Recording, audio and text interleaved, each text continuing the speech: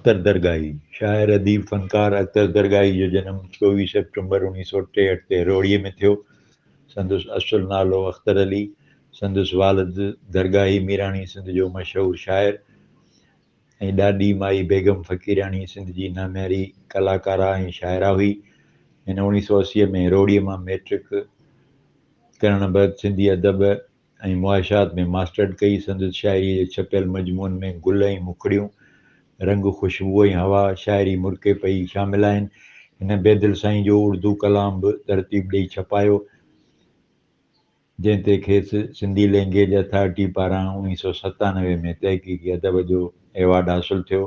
संदसि ॿियो तहक़ीक़ी किताब तज़किरा शाह जहानिया ऐं बेदिल बेकस ऐं सुकायल बि शाया थियल आहिनि। शख़्स हिकिड़ो यादि आयो शाम जो, मींहुं नेणनि आ वसायो शाम जो। वफारज़ा, इबरत न्यूज़, हैदराबाद।